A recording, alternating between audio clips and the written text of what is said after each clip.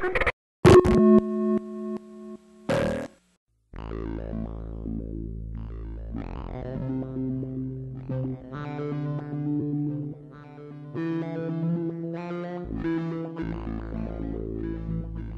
control the horizontal. We control the vertical. Peer into the infrared.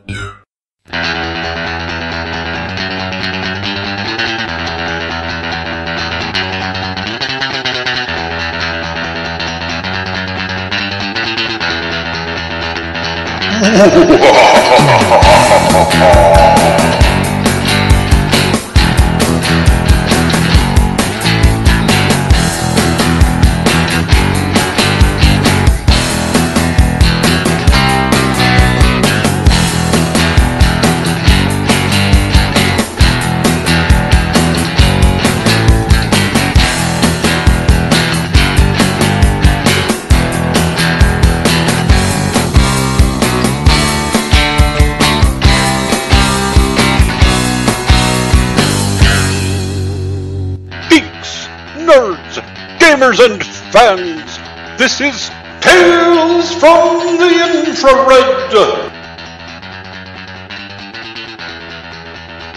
Join us as we dive into fandom and explore comics, gaming, sci-fi, and fantasy, all from a red pill perspective. Hold on to your phasers, it's time for a nerdgasm!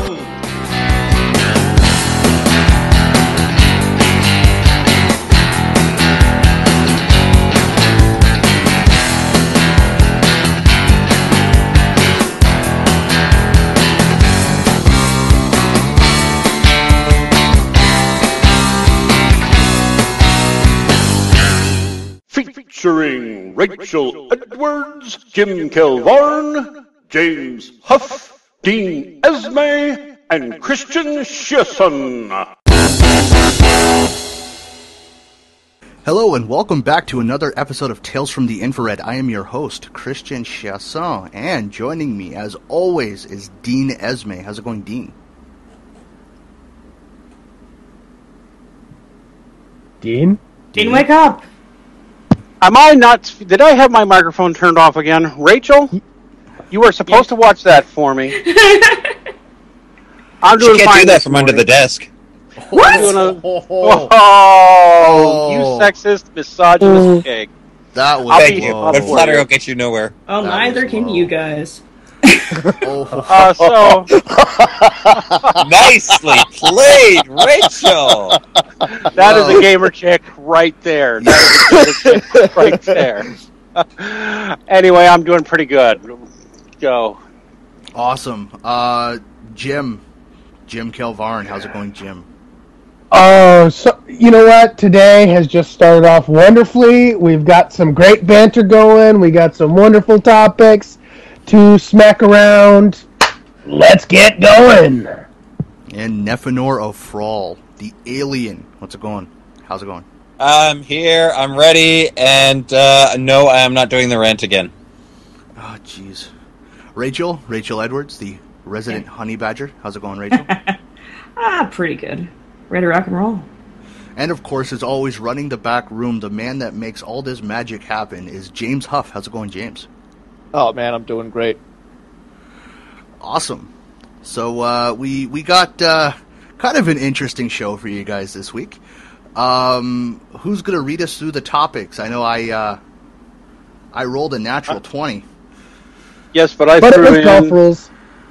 More to the point, I rolled and got a critical save on your ass, so I'm going to go ahead and read it myself. Right. Actually, we have some breaking news this morning that is not as yet in the show notes. I'll make sure they're there. Hold on then. Breaking news. Thank you. Jim, your job is to kill Nephenor after this. Anyway. Consider it done. Thank you, sir.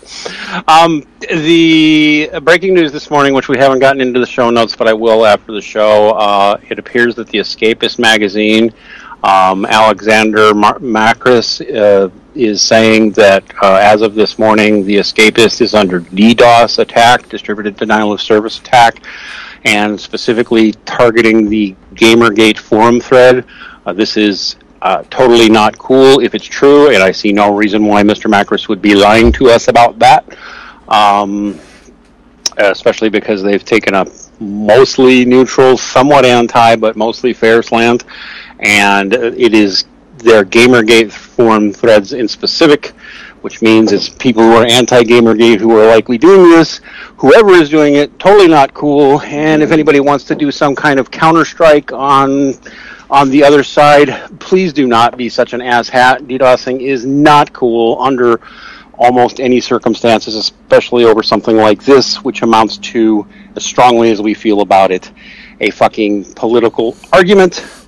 This is not about taking out the North Korean government or some bullshit.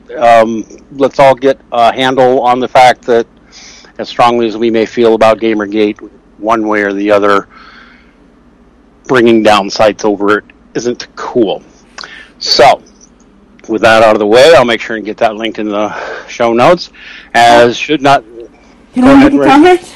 Yeah. One of the things that we need to really think about here, and one of the things that is not really being covered by the media, but a couple of people who have been watching this on the various bits of social media do know that what's going on is there are feminist social justice types who are DDoSing. They are the ones doing the DDoSing, and they've been doing this stuff. A lot of them have been doxing people who are involved in Gamergate on the, opposing the social justice side.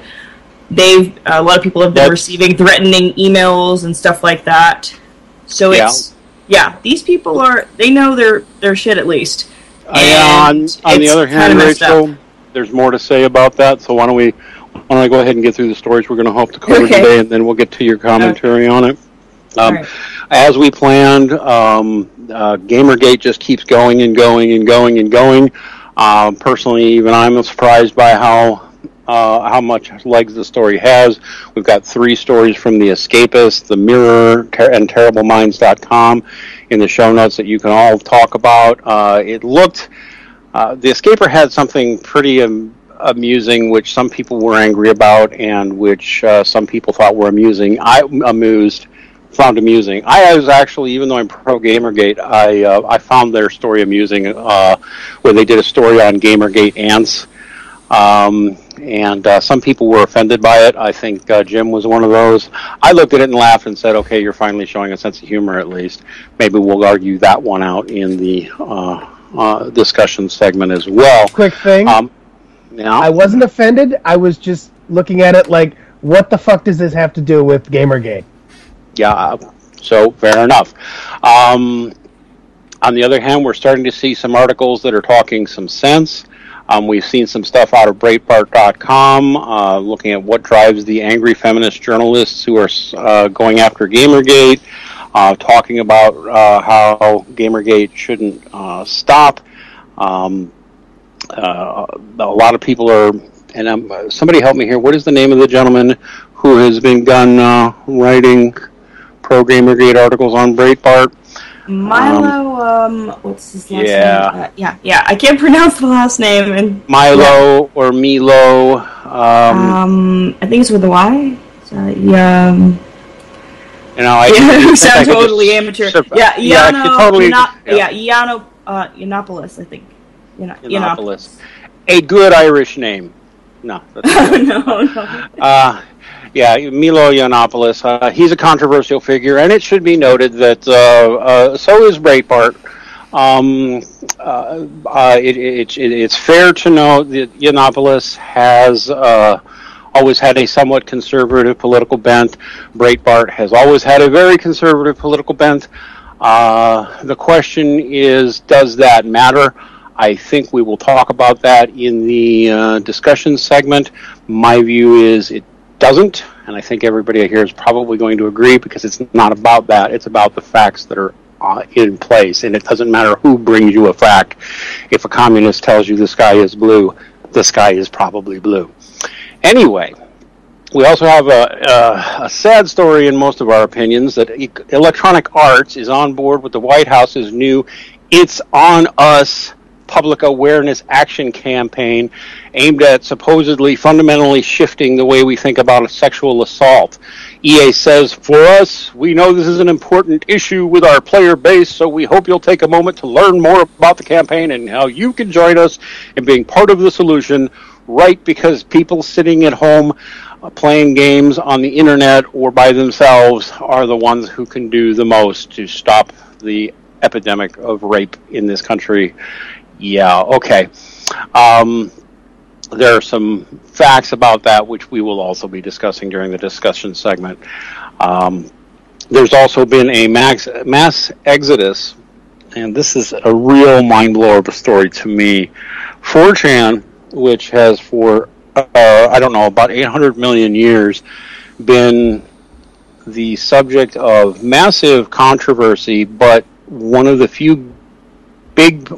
think it was the only place left on the internet where damn near anything went. And 4chan, apparently under the leadership of Moot and others, went and did just a mass slaughter campaign, wiping out discussions in V, in Paul, and elsewhere, even discussing the Gamergate phenomenon, leading a whole lot of people to think that Moot has changed who he fundamentally is and what 4chan fundamentally is. Moot and others deny that this is true, but it has led to a significant exodus of 4chaners who are offended either because they are pro Gamergate or just because, wait a minute, this isn't what 4chan is supposed to be. Oh, and by the way, I'll mention, if you're just new to all this Gamergate stuff, Gamergate is a story of corruption in gaming media, specifically gaming press, and indie game development, that it appears that a large number of gaming publications have tried to censor or spin the narrative on. We all probably know that here, but I thought I'd mention it for anybody who's tuning in and doesn't know what's going on. All this, and hopefully we will get to Doctor Who this week. So, those are our planned discussion topics. Anybody want to start? Where to begin? Where do we want to begin? Let's start with The Escapist, because I actually have a comment on that. As of about 25 minutes ago, the attack of DDoSing has actually stopped. He did confirm it on Twitter, so as he put it, the barbarians have been repelled. Oh, excellent. Good. Thank you for noticing that. I'm going to go retweet that now.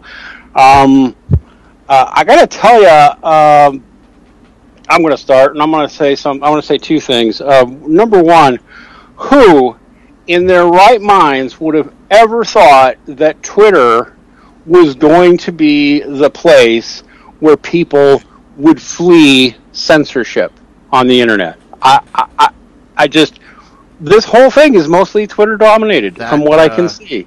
That surprised me greatly because of things like Blockbot. Yeah, exactly. I know. Got, Thunderfoot being blocked. We get Janet being blocked more than once. Yeah, I know, but there's only so much of that they can do, and there's too many people talking about Gamergate on Twitter for them to do it, and maybe it's just that Twitter doesn't have the mechanism to do it. I mean, I suppose they could do a search and replace on the hashtag and delete every reference to the hashtag, but otherwise, the Gamergate discussion continues daily on Twitter, and that stuns me. And gives me some hope. I mean, I've never seen such a concerted effort. Reddit shutting down discussions, Kotaku, Rock, Paper, Shotgun, everybody shutting it down, and yet, thanks to Twitter of all places, the story stays alive, and word gets out, and people stay in contact with each other, and there's some really cool people in there. And by the way, I need to add this to the show notes, too. Didn't have time. Last night, Nephenor released a really awesome rant about Gamergate. I'm going to put that in the show notes after the show is over. I thought what you had to say there was just awesome. Did anybody else hear it besides me? Yeah. I want to give you all the TLDR on it. Nephenor is just tired of people injecting their personal politics into this whole thing or trying to derail by making it about their own personal politics or other people's personal politics. And I really liked what he had to say there, and I pretty much agreed with all of it. Nefenor, you mentioned before the show you might want to add something to it. Yeah, in the comments on that video, I've been getting a lot of people going on about, we shouldn't welcome feminists into the discussion of Gamergate. And this kind of pisses me off, because one of the things these people aren't realizing is gaming generally starts when you are very young, when you are a little kid. Feminism usually doesn't start until you are in high school or college years. So they were gamers long before they were feminists. That means they're putting their gamer identity first. That means they are going to support the gaming stronger than they will support the feminism. And that means they're more likely to give up the feminism for the gaming. Feminism doesn't give them hope, doesn't give them happiness, doesn't give them anything positive. All it gives them is a sense of war, a sense of hatred. Gaming gives them positives. They're more likely to give up feminism, and that's good for everybody. Okay, Well, I have here's the something thing, on this. though. That aside, putting all of that aside, this Gamergate issue, it's not an MRA versus feminist or an anti-feminist versus feminist issue. It has nothing to do with gender politics. Nothing to do with gender politics. So to exclude people... and there are feminists actually realizing that now. To exclude people from joining the Gamergate cause simply because of their personal politics, their personal gender or sexual politics, that's insane to me. I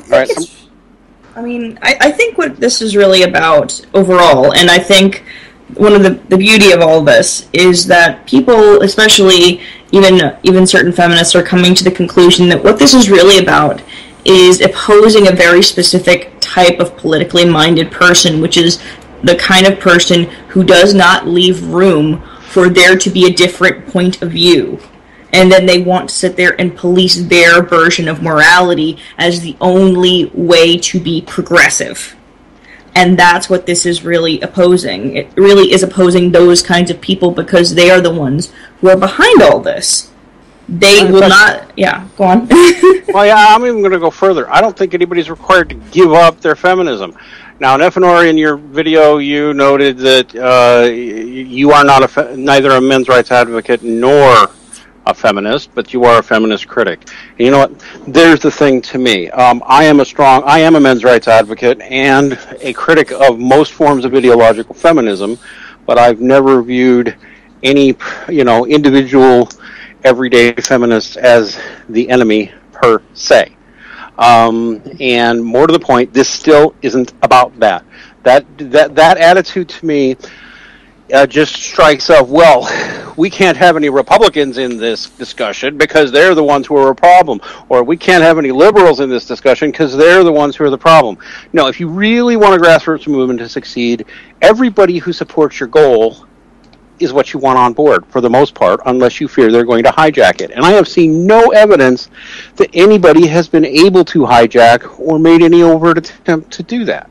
That said, I have to say, gender politics does play into this, because it all starts with efforts to protect poor little damsel in distress who did nothing wrong at all, Zoe Quinn, and the double standards in general given to people like her and Anita Sarkeesian versus the way they play male. So gender politics does play into this, but there are even feminists who recognize that the way the social justice warriors played it is just plain fucking wrong and isn't empowering of women in any way. So that's my rant. Yeah, I mean, we know about the Anita Sarkeesian's talk about how the most radical thing that you can do to help women is to just believe them. Just take them at face value. And we even had, I'm trying to remember the name of that feminist who was on Sargon's show. I think it was Liana, what's her last name? Liana Kirshner, I know her well. Yeah, she came out and spoke against that kind of bullshit, and she's a feminist. And she said, yeah, listen, you've got to, if you're going to do the whole trust and belief thing, you've got to extend that to men. And I agree, 100%. But this, this really isn't about gender politics as much. It's where it plays into how these people are handling the topic of some women in the gaming industry being outright out of line.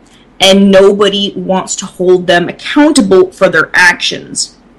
because they feel that if they do so, it's going to negatively affect the gaming community, and that women are going to be less likely to join up and get involved. And I think that's complete and utter horseshit. It really is 100% a load of shit.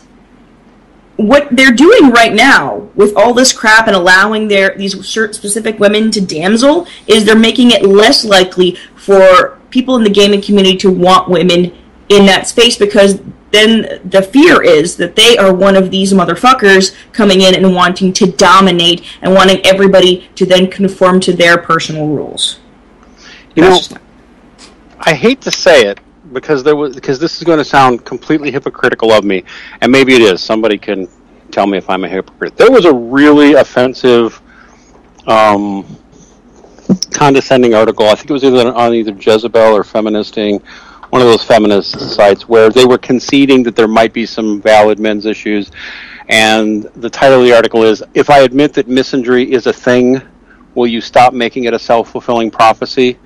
Which I thought was really hateful and bigoted and just really condescending and nasty. But I'm sitting here watching this, and the way these particular women come in and want to redecorate the furniture and want to be included, but want everything also changed to suit their own sensibilities, and saying, God, if I admit that there's misogyny in gaming, will you stop making it a self-fulfilling prophecy, please? Because I can really see guys starting to get the attitude in tech conferences, in gaming, whatever, oh shit, a fucking chick. I can really see that attitude happening. And that's not cool to me. But I can really see it. Oh my God, it's a chick. A real one. Oh, let's get out of here. Because they're just going to fuck everything up. It seems like they're creating their own self-fulfilling prophecy. Am I wrong there? Am I overstating it? No, Dean, I will say that you are right. That is exactly what seems to be happening. And it doesn't just happen there. If you look at geek culture, comic books, gaming, everything, that's exactly what's starting to happen, is people are starting to say, oh, fuck, it's a chick. We need to get out of here to save our asses. Yeah. Or just to spare us the drama.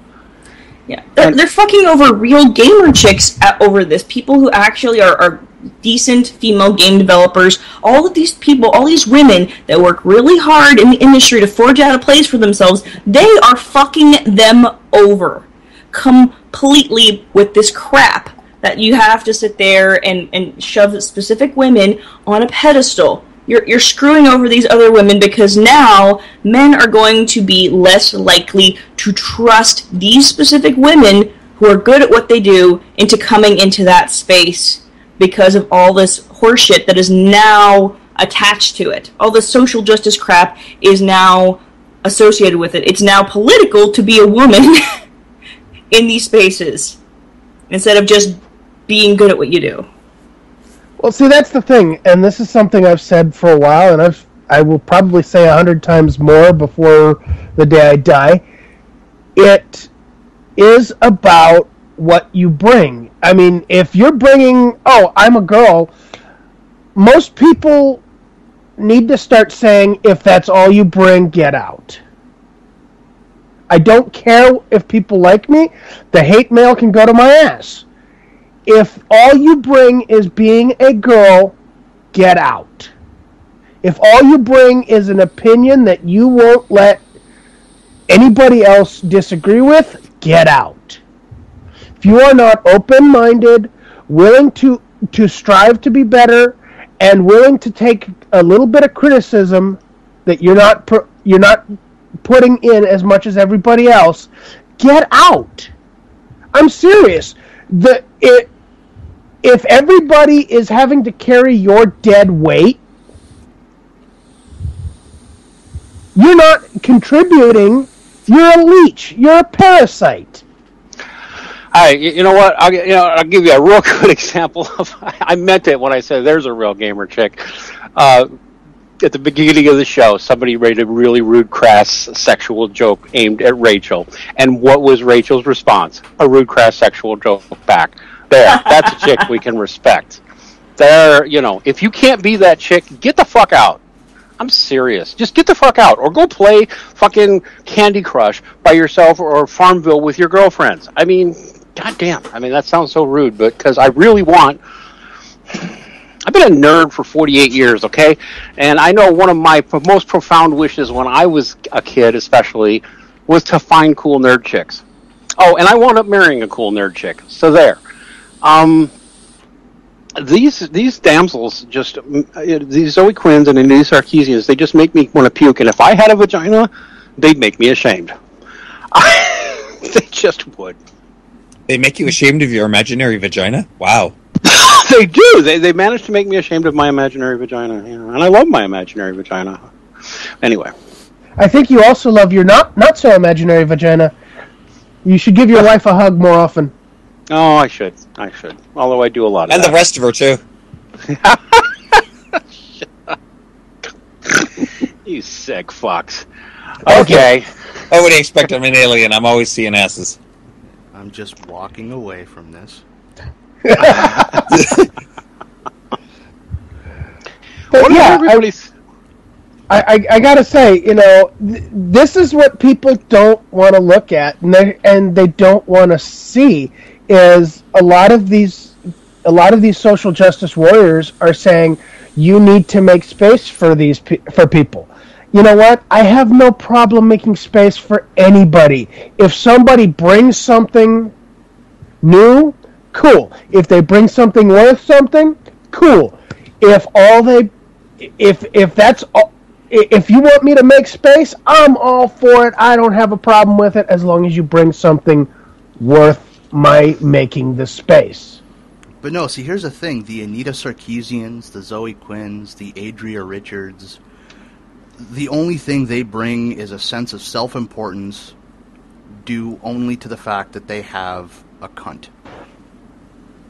That's all they bring. Yeah. Okay, now, running off of Jim's thing there where he says making space for them. Well, fine. We can make space, but here's the thing.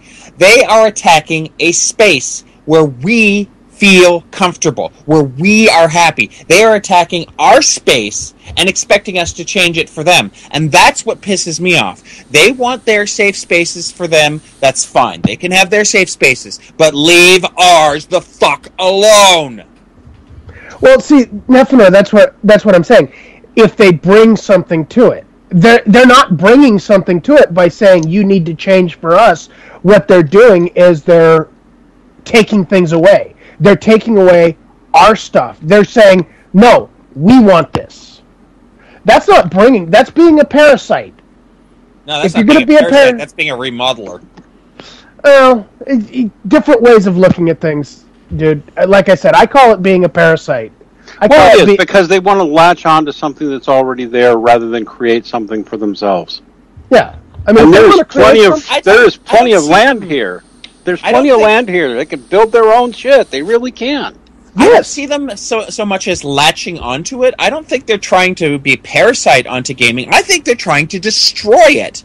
And that's completely different. They're not trying to change, they're not trying to make something new. They're not trying to change gaming. They're trying to destroy it from what it is. They're trying to turn gaming into their own political thing. And that's what pisses me off. This is not about their politics. This is about leaving something that people can enjoy that is already there. And if you don't like it, you can go fuck off. I don't give a shit. This is our place. Leave it the fuck alone.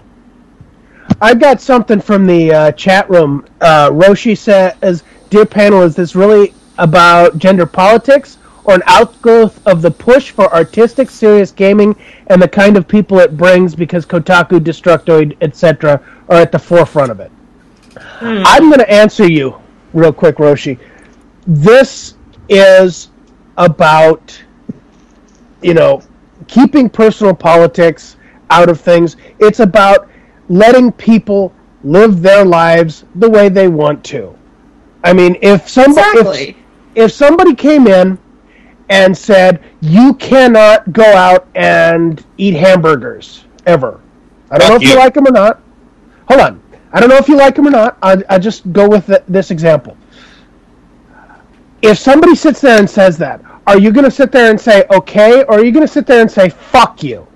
My answer is going to be, fuck you. Because you know what? I've said it before, I'll say it again. Your life is yours. My life is mine. I can't tell you how to live your life to the best for you. I don't want you trying to do that to me. The minute you do that, my answer is a big old fucking bird with a fuck you. And just to add in here, the slightly off topic, as of 10 minutes ago, attacks have resumed on the Escapist. Oh, God damn it. They will be shutting down forums temporarily while we work on a longer-term solution. Wow. You dipshits. Okay, I wanted to add on to what Jim was saying. When we talk about the kind of games that are coming out, I think that there is room in gaming for serious storytelling. But the thing about it is that these kinds of people that we're talking about, the kind of people behind Gamergate, what they really just want to transform all gaming, into stuff like that. They don't want there to be room for games that have stories that they don't approve of, with content they don't approve of. That's what they don't have room, or they don't want to have room for people who like different games, or those different games that are incredibly popular with the vast majority of people. I'll tell you, Go on. no, I'm sorry, but Anoji, I can't say his name right. The guy who more or less started this, Zoe Quinn's ex-boyfriend, he tweeted something to Gamergate a few days ago, which most people ignored. I responded to him. He said something about how if Gamergate wants to grow and be inclusive, it needs to welcome people who have social justice concerns. And you know what? My response was, yes, you're probably right if those social justice people drop the warrior pretense and are willing to engage in discussions like rational adults. And that's really what this is about. You know, if somebody's a lefty liberal, want to change the world, wants to fight racism, wants to fight sexism, wants to fight homophobia, okay. But there's a place and a time for those discussions, and there's a way to have them.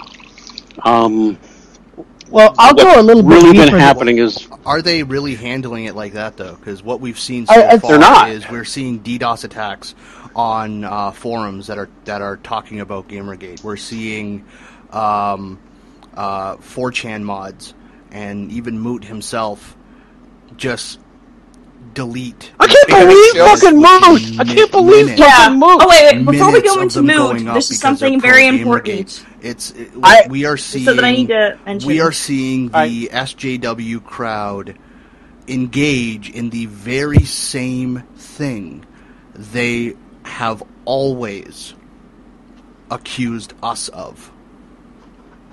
Yep. I also have something I need to add on, if I may, Rachel. All right, but I do have something to mention before we go into Moot. As soon as I'm done, I'll hand it over to you. Okay. The thing I have is there's nothing wrong with coming in and having an opinion and trying to make the world a better place. I'm all for that. I will support you however I can. I don't have a problem with making the world a better place, but understand that your opinion is just that, an opinion. That doesn't make it fact, that doesn't make it correct, that doesn't make it the best option. If you're coming in and you're saying, I have the solution, more often than not, you are the problem, not the solution. And I firmly stand by that. I don't have solutions. I have opinions. I have ideas. I can help. I can usually sit there and bounce ideas off people and show people where their ideas are falling short. That's what I'm good at. That's what people need to be doing together. Sitting there and saying, I've got this, I know how to do it, you're usually full of shit. Rachel, go. The guy who started Not Your Shield, apparently they got a whole bunch of calls into his workplace, and I heard about this, I think it happened the other day, or sometime this week, he got fired. He got fired from his job because that workplace kept getting calls, angry calls, from social justice motherfuckers. So yeah, they went ahead and got this guy fired. This guy who started Not Your Shield, I think he's African American, and he's been involved in all this, and now no job. They fucked him. Yeah, please explain to me again that social justice warriors care about minorities. Yeah, I really want to know, because they've been throwing all of the women who have been pro Gamergate and people who are minorities under the bus. Trans people, gay people, all of these people that they say that they claim to protect, tossing them under the bus the moment they don't agree with them.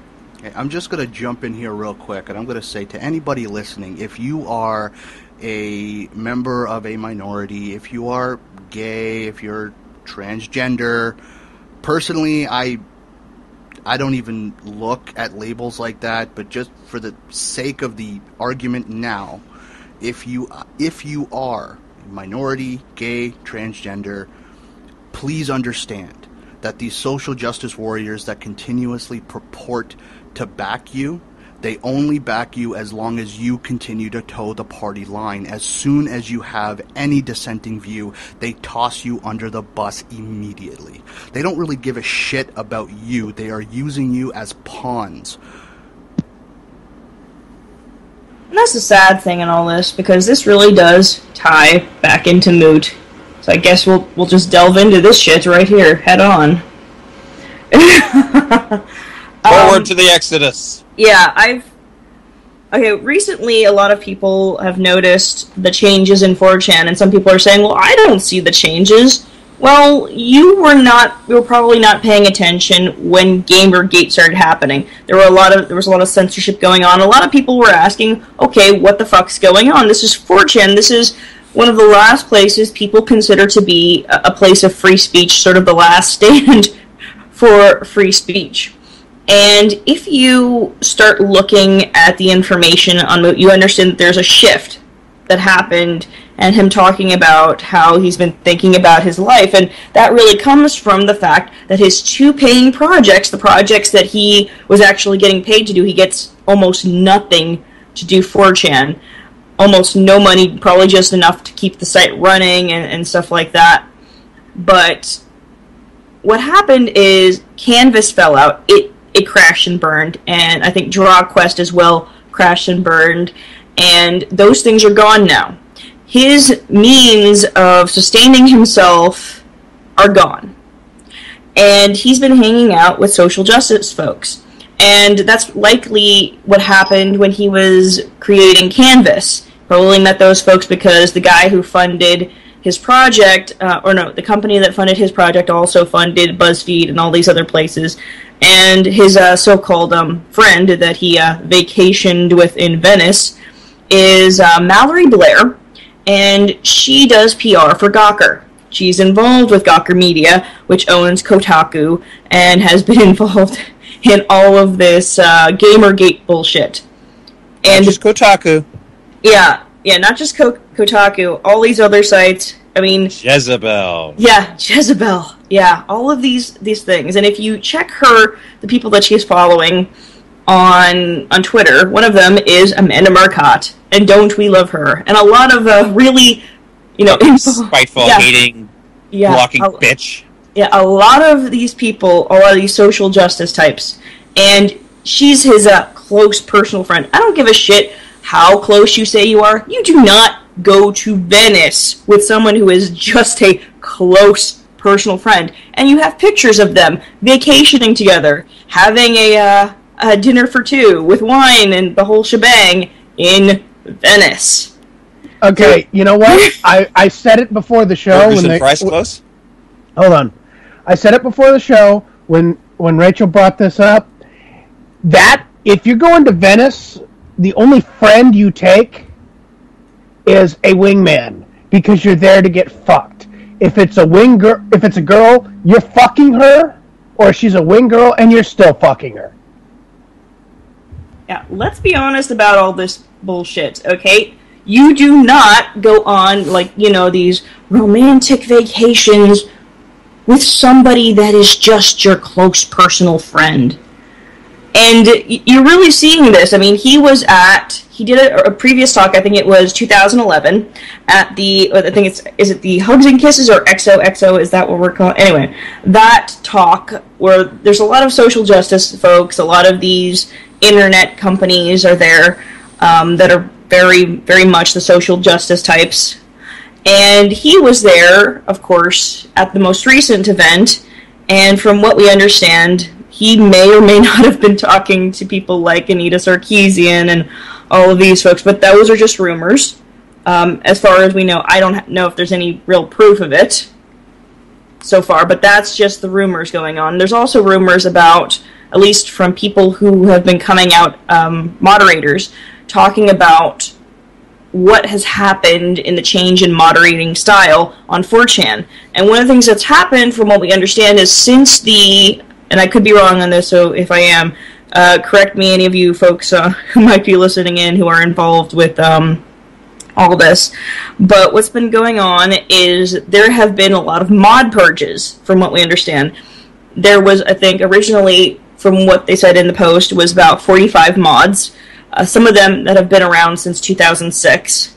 And they were kicked out. We're talking about as many as 25 suddenly being removed within a matter of weeks recently. And then another purge happening of those remaining 20-something mods, leaving only a few people left who think exactly like Moot, and they were saying he's more social justice minded and stuff right now. Well, yeah, if he's fucking this chick who seems to be a radical feminist and who is involved and does PR for Gawker Media and has her fingers in all this, yeah, of course he's going to do what's in his best interest. And some people are saying that he issued the DMCA policy when the fappening happened to cover his own ass. And yeah, of course, but he has never done that before. We're talking about getting calls from the FBI, I mean, what, like 20-something times? And having all these people come down on his ass, and only now issuing a DMCA policy? Or actively censoring Gamergate on the board? Something has changed. And I honestly do believe that this is really tying in with the fact that he has changed, he's gotten these friends in high places, and now his ticket to moving out of his mom's house is to kiss social justice ass. But you guys can say whatever you want. Look on top. My turn. I'm going to mention again that a new site, which I keep calling 8chan, but its technical name is Infinity Chan, which I like better, has started up. Somebody tried telling you before showtime is that the first rule of that Infinity Chan is you don't talk about Infinity Chan. Not so. There is a hashtag. They call it Infinity Chan because, of course, as everybody knows, the infinity symbol on its side looks like the 8. To actually find it, you go to 8chan, look for hashtag 8chan. They have a Twitter account now where they're welcoming people, and if nothing else, a lot of people are going over there because, I don't know, you can be sympathetic with Moot and think he's been influenced, but the truth of the matter is, how can anybody deny that he has betrayed what he has said 4chan is all along? How can anybody deny that he's done that? He's betrayed the community. And maybe he isn't making any money, but that's a call for finding a way to make money. Up to and including asking for donations, which people might call begging, but fuck it. If you're providing this huge resource to people, saying, I need help, I think that community would help him. This is just destroying him. His reputation, if you ask me. It's self-immolation. Maybe I'm missing something. Somebody else say something. Well, Dean, I hate to say it, but that's not begging. If you're providing a service, that's not begging, saying, hey, I'm providing a service, help me out here.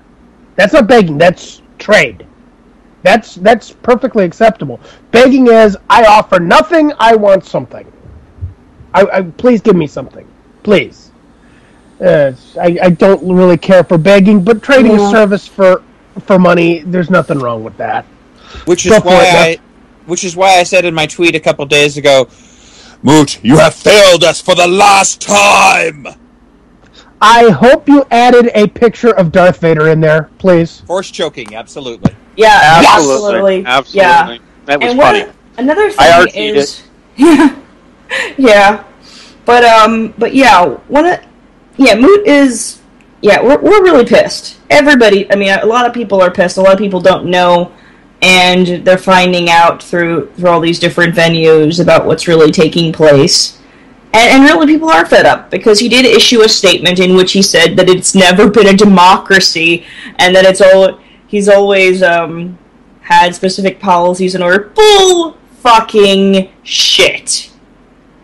I mean, he had the option of stepping in many times when things were going on, during Project Chanology, during all of these raids, everything. He had the ability to step in at any point and sit there and change the policies on that website and say, listen, this shit isn't going to fly, and we're going to enforce it a little bit harder than before. But he hasn't, and this site has been around for 11 years now. 11 years! And in all that time, he has never done this. He has never censored things to this extent. And he even talks about on his blog, which he has not updated in 2 months since his company failed. He's taken it pretty hard from what I understand. Talking about how since it failed, he is thinking about his life for the first time and trying to be more unplugged and trying to focus on his relationships with people and things like that now. I mean, which I totally understand, but what this seems to paint to me is somebody who is, despite having a lot of people who think they really care about him and stuff like that, really don't know the real him, and he's struggling because he really would like people to like him for him, so that makes him very vulnerable to influence.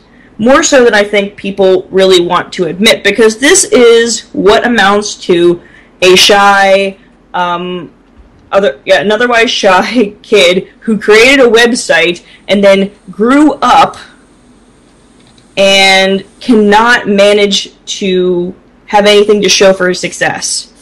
And that's what we're seeing. Because he quit college. He dropped out after a couple of semesters in 2009 and then went back home to his mother. And then about in 2011, he got hired on to do, I think, Canvas and DrawQuest, which failed recently. So it's a massive blow. I mean, but still, he's completely responsible for what he did, but it doesn't mean I don't understand what he's trying to do. He's just full of shit. Yeah, Moot is kind of, well, to put it bluntly, Moot is Moot at this point. He has made himself irrelevant to the conversation. But one thing I noticed we forgot to mention was when we were talking about Milo, yesterday somebody sent him 90 rolls of toilet paper to his home address. He took it in good stride, considering the fact that this is basically an attack saying, we know where you live. First thing he tweeted was, it's annoying because in my house we just switched to the 3 seashells. And then after that, he said, funny. called the... Yeah, what? The 3 seashells from... It's a Demolition Man. Yeah. Oh, Jesus Christ. And then after that, he said, called the counterterrorism unit and sent some journalists to my PayPal address. I think I might need to spend the night at a friend's, you guys. Okay, I have something I need to add on to Rachel, because I've actually seen what she's talking about. But guys, people want to be liked for who they are. Everybody does. Regardless, even I want to be liked for who I am, and I'm a complete asshole. I'll admit that. But I still would rather be liked for being an asshole than try to pretend to be something I'm not. And you know what? It sucks. Not everybody's going to like you. I'm sure Dean doesn't like me all the time. I'm pretty sure Nekva nor Christian and Rachel don't always like me, but we accept each other. I mean, we joke around, we laugh, we're good. We're good. I want to say we're good friends, for the most part. That doesn't mean we have to always agree. That doesn't mean we have to always like each other. Just be accepting of the person for who they are. That's generally how you find the really good people who are worth spending your time with. Okay, I'm good. Yeah. But, I mean, it's almost like they think that the people on 4chan are stupid. And, I mean, you can sit there and you can put on your tinfoil hat and maybe think of what other connections there might be there if Moot had been in on all this Zoe Quinn shit from the beginning. Because, the whole mailing list situation. I don't know that he was on the mailing list, but he might have connection with somebody that was. And that's the thing, though. If this is deeper, and it could run deeper than any of us really want to think about, because one of the things that did happen was some people thought that perhaps the fappening was somehow something that was done to try and draw attention away from Gamergate, or to try to defame the people who are involved in Gamergate. That was one of the things that people were saying when it happened. They're like, holy fuck, what's going on here? And then there was the bit about the whole Phil Fish thing with Polytron hacking, and the fact that we've actually found out that Zoe Quinn has a close personal friend who happens to be a 4chan moderator. And we don't know, some people are saying that it's her new boyfriend. We don't know. But you know what, if they're eating ramen, we could sit there and assume a couple things. What do you guys want to say about that? Hello? Crickets. Crickets. I have nothing to say. I just don't know. I'm so disappointed. Look, okay, let me just make this... Okay, we're still talking about Moot, right? Mm-hmm. No, he's Moot. He's not Moot. We're talking about he's rendered himself Moot. The 4chan possible association with Gamergate going even deeper. If this is true, we must go deeper. Yeah, if he does have these connections, and like I said, I don't really have any proof of that other than the fact that we do know that he is friends with people who are involved directly with Gawker. I mean, it's not just this girl. There's also God, what's his name? I'm trying to remember, but he's pretty high up, decently in Gawker, and he tweets to him on a somewhat regular basis, and it's that kind of shit right there that makes me think that some people were in on this. Some people were in on this crap of trying to use 4chan and trying to sit there and paint 4chan as the bad guys, as the people who created Gamergate, to try and act as a form of misdirection. Yeah, in fact, let me make a point about that. There have been numerous attempts to do this. First, it was 4chan, okay, and because, of course, 4chan gets blamed for everything. Then I saw, and there is a concerted effort to, and it seems to have gone away because it's failed, but there was a concerted effort to make this out to be an MRA thing, a men's rights activist thing. And oh, by the way, I am one of those. So is Rachel. So is Christian. Neff and Jim are not. But the idea that any one party is in control of this is laughable. What you're seeing here is a genuine grassroots movement. You're seeing people who hate each other on other issues, or don't necessarily hate each other, but would really go toe-to-toe, arguing the shit out of each other on other topics, willing to come together on this. So this is all just attempts at derailment. That said, 4chan stuns me. I have always had a love-hate relationship with 4chan. Because they come out with horrible things and good things. And so what can you say? The one thing that was admirable about 4chan was pretty much anything went. And that's where we got Anonymous, and whatever you think about Anonymous, I see them as having done good and done bad. The bottom line, it was the ultimate free expression place, and Moot has just destroyed that. He's destroyed it. What replaces it? It really disappoints me. You know, it's almost like somebody that you love to hate. That's 4chan. I would never in a million years would want 4chan to go away, even when they annoy me, and I would never expect the people who started 4chan and who run 4chan to pull something like this. It stuns me. So, okay, Nefanor says it's moot. Is it moot? Is it truly moot, Nef? Defend that, because Infinity Chan or whatever that comes along to take its place, how are they ever going to catch up? Simple. As soon as it's already begun. I mean, the one image that I tweeted out, people are leaving 4chan en masse. There's actual thread on 8chan that is documenting the decline of 4chan. People are just getting up and moving to 8chan or moving somewhere else. And I think that's the point. It literally has become the new home of 4chan. 4chan is dead. It has rendered itself moot. It is now dead to the eyes of the people who actually care about it. And that's the point. It has killed itself. And even people who are doing the whole Vivian James thing, I was talking with one on Twitter. I said, well, now that you're gone, are you going to take off the headband with the clover on it? Because, you know what? It's over. 4chan's dead. Mm-hmm.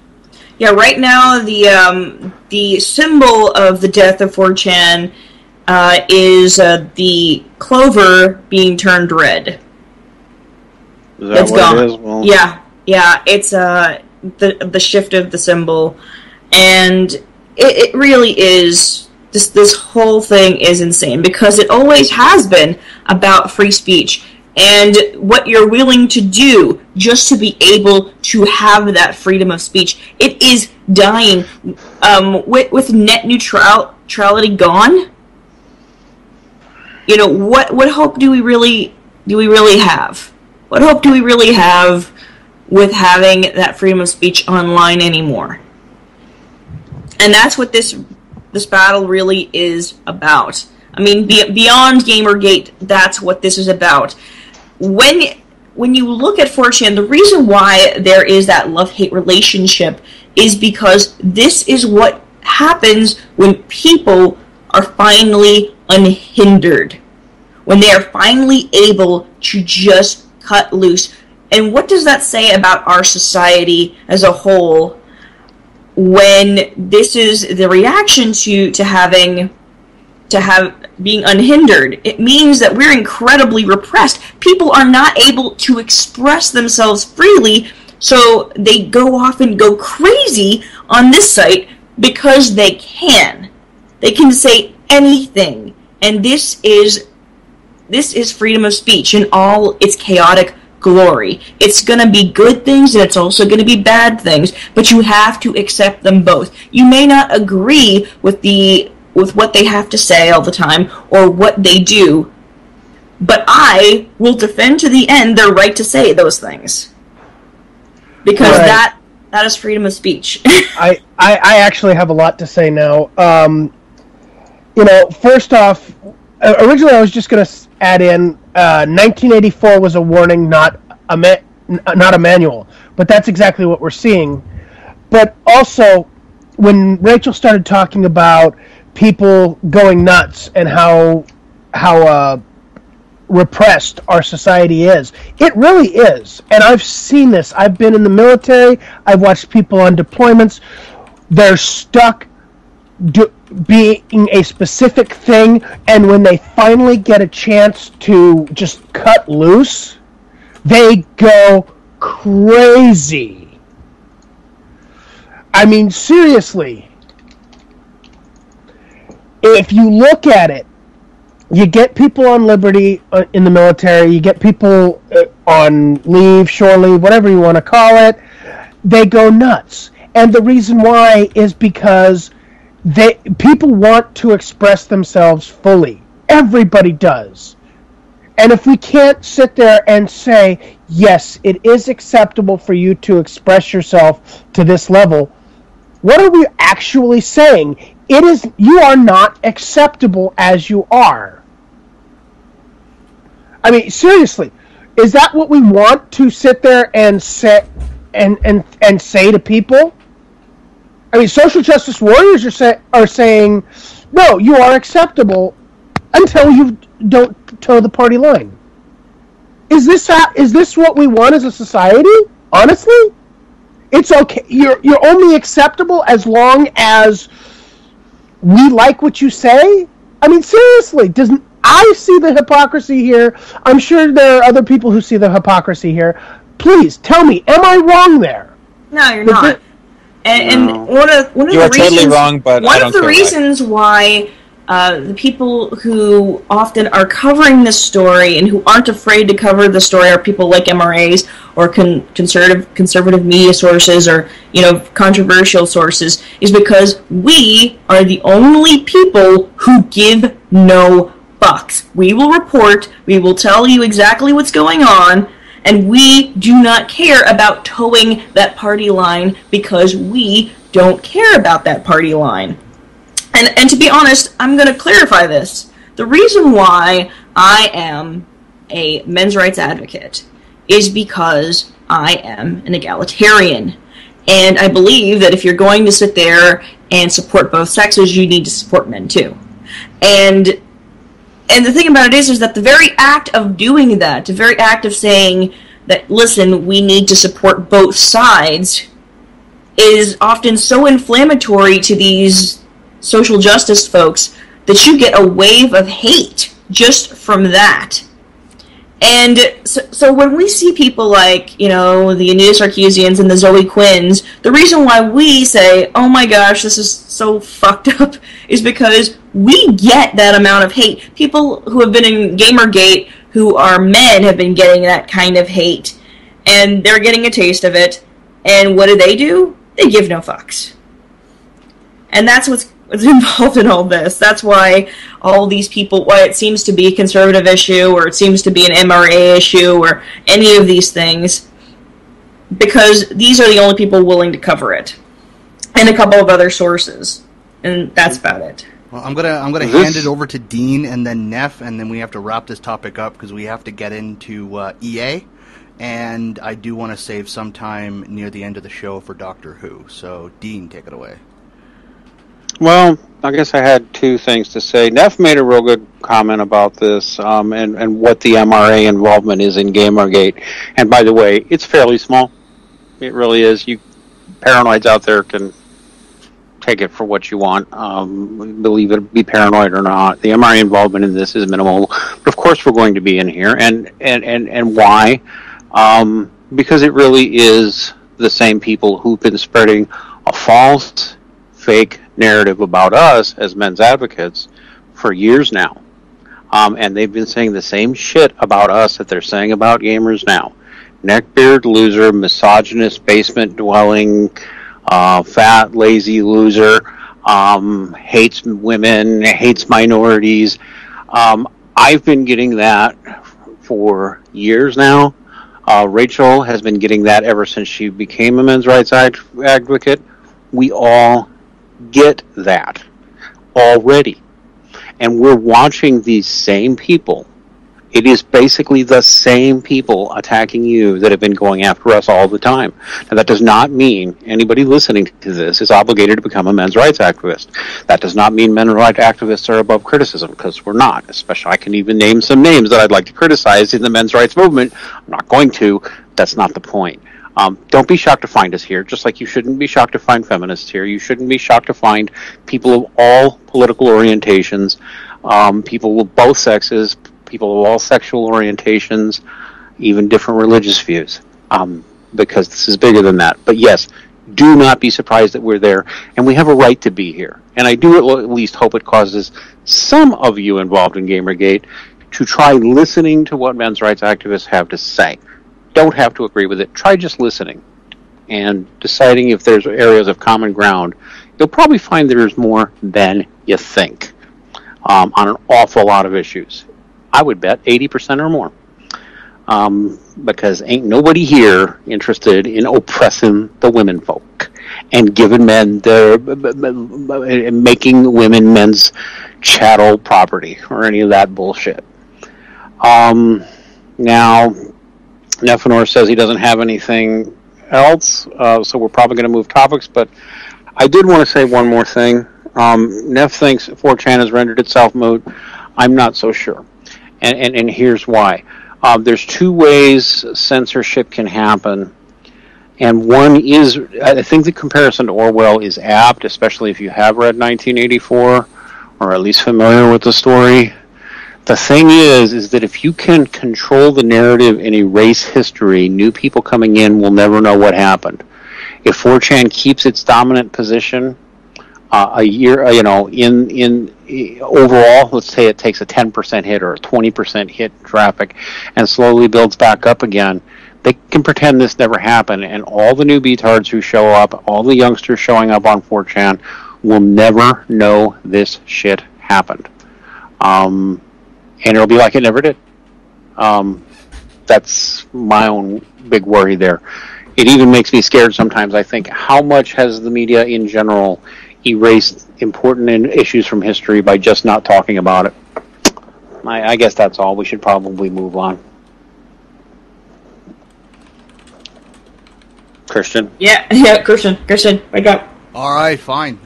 Moving on. EA's "It's on Us" campaign. All right. It's the White House's campaign, but EA is proud to stand with them. All right. Yeah, it just got me to unfollow Battlefield, which I'm a fan of, and it also got me to unfollow Dragon Age because of that shit, because they have put it on their damn Twitter advertising too. Well, guys, and I know some people are going to be tuning in and going, "What do you mean? How can you be against a campaign that's so noble to stop a sexual assault?" Oh God, it's so multi-layered, guys. But you know what? There's some facts on sexual assault you need to know. In fact, we had something in the show notes that I didn't read because I said we'd get to it in the discussion. But here's some facts that are relevant. All right. Supposedly, they claim that 1 in 5 women and 1 in 16 men are sexually assaulted while in college. By the way, that 1 in 16 figure is a big improvement because they used to claim it was only 1 in about 71 or 72 men. But both statistics are bullshit. 40% of survivors fear reprisal by their attacker, probably valid. Only 13% of rape survivors report assault, maybe true. 8 in 10 victims know their attacker, which you ought to stop and think about. But there's other things. First off, the 1 in 5 figure is total bullshit. I mean, total and complete bullshit. It's a lie from top to bottom. We could probably spend an hour bringing it, dissecting it, but it's bullshit. It's what we call rape hysteria. They are counting in as you as a victim of a sexual assault. Okay, first off, they focus on female victimization. They're using gender-neutral terms, but they tend to focus on female victimization. If you actually use the same methodologies on both sexes, without putting in the word penetration, women are committing rape and sexual assault at about the same rate as men are. They won't admit that, but that's how fucked up their statistics are. The other thing is they're calling sexual assault pretty much any unwanted sexual activity whatsoever. Which means if you're not going to... Okay, and they're focusing only on the women. So if you're a girl in college and you're necking with a guy and he slips his shirt under your bra and you push it away and say, "I'm not ready for that yet," you're a sexual assault victim according to these 1 in 5 statistics. Because you didn't want him to go under your bra and you pushed his hand away. You're now a sexual assault victim. And, not to be crass, but here's the truth, if you're making out and really getting hot and heavy and he slips his finger into your vagina and you say, "No, I'm not ready for that," you've been penetrated and you have now been raped. That is how those statistics, that's how they're arriving at their 1 in 5 figure, guys.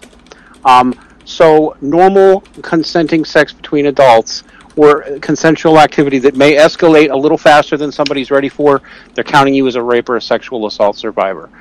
And they're mostly focusing on women's experiences with that, not men's. They're playing gender neutral, but they're really not being gender neutral. Am I missing anything, guys?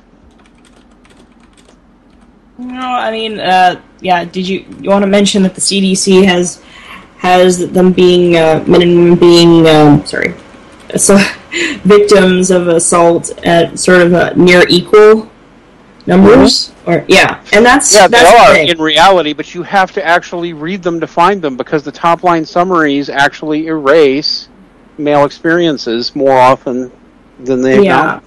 They don't count. They made Made to Penetrate a separate category instead of including it in with men being assaulted by other men. So when you add those numbers to the number, when you add the assault by men with the Made to Penetrate, it gets to about an equal number, almost near equal or pretty close. So it's when they use the 1 in 5 and the 1 in 16 stuff. It's just stuff that they continue to parrot again and again and again. The 1 in 5 statistic has been debunked time and again. It's just bullshit. And if you look at campus sexual assault statistics, it doesn't really match up with the numbers of assaults that are being reported per year. Some will have like no assaults reported for years. It doesn't necessarily mean that there are assaults that are taking place that aren't being reported. That's a possibility. And that's the thing. That's usually the way that they take it. When there's a situation where they're not having any assaults being reported, they assume that there are rapes that are happening. They're just simply not being reported, instead of there just being such a low amount of assault that nothing is being reported. Oh my god, the mystery rapes. We must find them. We must save them. But we do know that men are less likely to report when they are assaulted. That we absolutely know. Mm-hmm. And there's those mystery rapes. But yeah, they don't go looking for the assaults on men that aren't being reported. They don't look for those. So it's ridiculous. And from what I understand, in the way that they were talking about how you need to vocalize your support in this campaign, it starts out saying, okay, their men and women are both assaulted, yes. But then it shifts over into stuff like, well, if you see a woman being assaulted, or not if you see a man or a woman being assaulted, it becomes language that is very much framing this as being a gendered issue. That, women are victimized and men are the aggressors. Always. Yep. They hook you with gender neutral language, and then they hit you with statistics that make women look like the overwhelming number of victims and males the overwhelming majority of perpetrators, and they guide you into programs that are about teaching men not to rape rather than teaching people how to keep themselves safe and how to respect each other. And how to consent. Yeah, for that matter, yes. They don't sit there and have I don't know if any of you saw the Drunken Peasants episode where there was Janet Bloomfield and she was talking to a feminist and such and so forth. Anyway, one of the things that came up was they had a disagreement on the overall concept of consent, and Janet was talking about how she felt that women just needed to learn how to say when things are not okay, and how to consent to begin with. And that is the issue, and I could be wrong on this, but yeah, from what I gathered from it was that women need to learn how to consent and when to say, like, no, listen, I'm not cool with this. Push their hand away, say, like, openly say, no, I'm not interested in these advances, I'm not in the mood, just express yourself, because guys cannot read your mind. But they don't talk about this, and when they sit there and make this a gendered issue, one of the things, and they frame it as this very narrow thing of women are victims and men are the aggressors, you are erasing all of these other assault cases where it's completely different. Where women are assaulting other women, where people are assaulting trans people, you have all of these different kinds of assault and these victims who are being erased from the narrative because you are focusing on only women who are being assaulted by men. And it's fucking ridiculous, and it's the occasional man assaulted by a man. Yeah, it's just absolutely fucking ridiculous. You are not going to help. You're not going to stop sexual assault this way when you are just being completely dishonest with what is really going on, with what really happens in sexual relationships. I mean, I could probably count on one hand the number of times people have even mentioned, and most of the time I was the one who mentioned it, that people even acknowledge the fact that when people are getting blackout drunk, their minds don't record any memory, so it's entirely possible for you to wake up in bed with someone you don't remember going to bed with. And that happens to tons of people, and people used to say, okay, I fucked up and I made a mistake, and then they just shrugged it off. But now it doesn't count for that anymore, and people are making this out to be more than it is, which is, oh shit, I drank too much and fucked somebody that I don't remember fucking because I drank too much. Yeah, and it's a pity. In a way, it's even, I'm even going to say it's misogyny, because it is taking agency away from women. It is instilling a fear of men in women. Not to mention a raging case of needless guilt on men, the vast majority of whom do not need to be taught how not to rape. I'm sorry, they just don't. Yeah, I mean, a lot of stats. Some guy who, by the way, is being a douchebag in a lot of ways, in our chat room questions me as to whether or not this is misogyny. Yes, it is. It is misogyny, as well as misandry. It is misogyny. All control of the situation on the man. It is assuming the man in the situation has full control over the female's faculties. That is correct. It's infantilization of you know what else? In the situation. It's this whole fucking campaign is doing that whole fucking narrative that keeps getting used again and again, saying, together all men can stop rape because only men are rapists. And how the fuck does the average man control the average rapist? And that's the thing. Most men are not rapists, and most of these cases of assault, the majority of them, what we're talking about, are people that predate on others, and because they have not been reported, and because people have not come forward and said, yes, this happened to me, they continue to predate on different people. They are men, they are women, and they walk among us, but they are a small number of people, and those are the people who are responsible for rapes. Absolutely, okay. 100%. I have something I have to say, and I'm directing this right at Myth of Feminism. I asked the question in the chat room, can misogyny not also be misandry? Yes, it truly can, because you can have something that is both misandric and misogynistic, because it affects both men and women. Well, that's called misanthropy. Yeah, in that case, it just becomes generally misanthropic. No, I don't agree. I don't agree. And let me tell you why I don't agree. I'm sorry I'm interrupting. Because it's misogynist in a different direction than it's misandrist. It's misogynist in one way, and then in completely the polar opposite way, it's misandrist. So it's entirely a point of how you want to look at it. Because it's not generally hating the human race to say you are infantilizing women and you are demonizing men.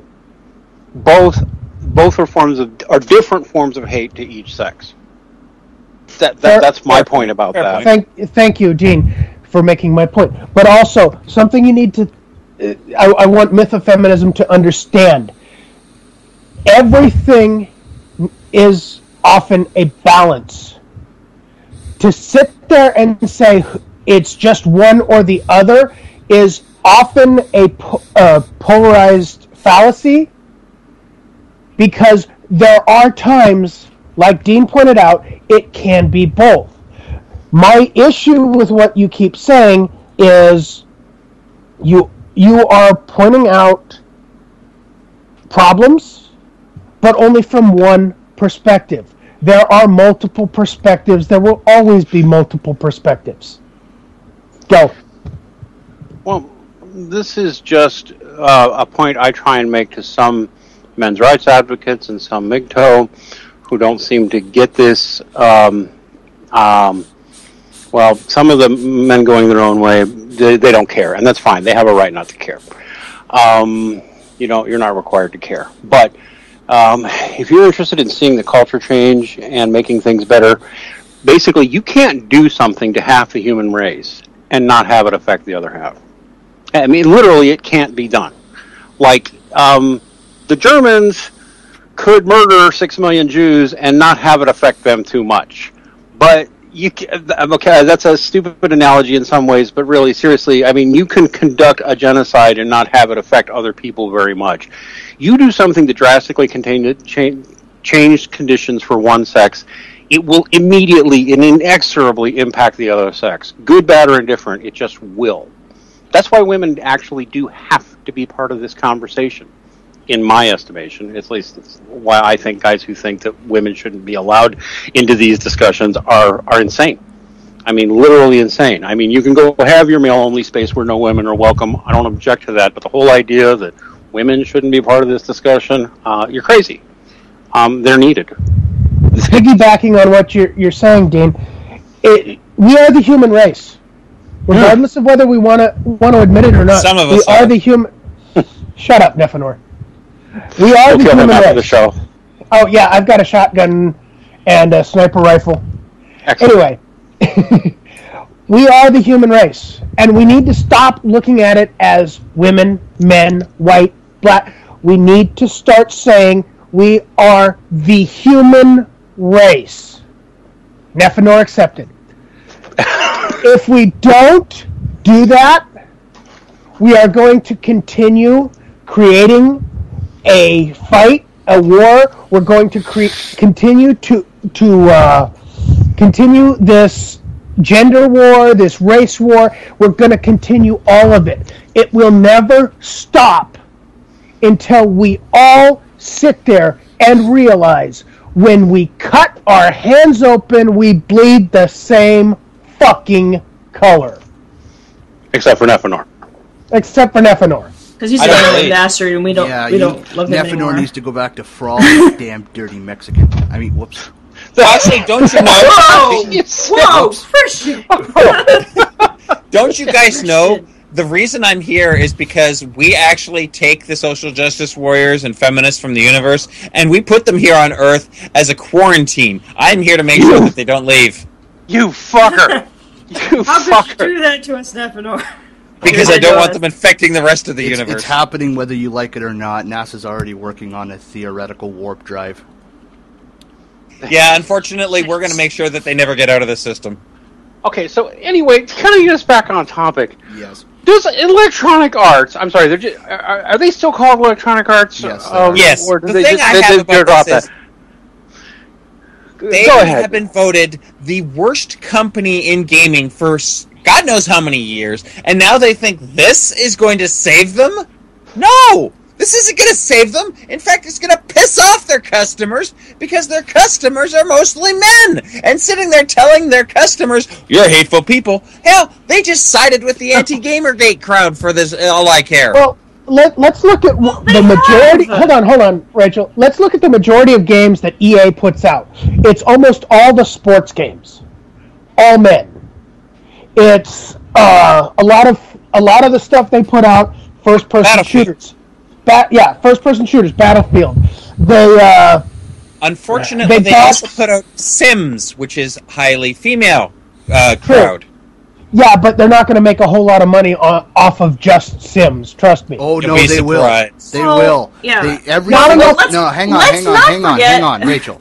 Every single time they release a Sims game, they already have like 20 fucking expansions already planned for it, and pretty much anybody who buys The Sims usually buys at least half or more of the expansion packs as they're made available. So you're buying the game for $60, $70 if you're in Canada because of the recent price hike due to the American dollar doing much better now. And then you're looking at about $30 to $35 per expansion. That's a lot of money to be made there. Okay, fair enough. Rachel's turn. Come on, she's trying to get in. Let's not forget. Wait, isn't EA also the company that does Mirror's Edge? Yes. Yeah, didn't they fucking hire Anise Sarkeesian as a fucking consultant on Mirror's Edge 2? Oh my god. They fucking did. They totally fucking did. So I don't think this is a new thing for EA. They've been drinking the Kool-Aid for a decent amount of time now, and we're just starting to see it rear its ugly head in public. Well, I'll give you this, though. Here's what I've decided. I think that President Obama, Vice President Biden, and the CEO of Electronic Arts have now said it's on them. So pretty much everybody needs to know that Obama, Biden, and the people at EA are all taking personal responsibility. We should get them in cuffs and put them in prison. They're the rapists. They've been causing this rape of 1 in 5 women on college campuses. Shouldn't we just have them all arrested? All right. I guess that's a bad joke. Hey, they said it's on them. They said it's on them. It ain't on me. I ain't taking it. Okay. Sorry, I'm just not. It's on them. They can have it. I will point out, yes, okay, the Sims are a major cash cow, but how much of EA's actual revenue comes from the Sims compared to the rest of their games? Quite a bit, actually. If there's one company on this planet that knows how to monetize anything, it's EA. And if it is not profitable to a certain point, they won't even bother with it. Okay, but that's what I'm saying is universally reviled and still making money. Everybody fucking hates Comcast, including the people who work for Comcast. Everybody hates Comcast, and they're a very profitable Everybody enterprise. hates EA, including the people who work for EA. Have you heard any of the horror stories about how EA's customer service are treated?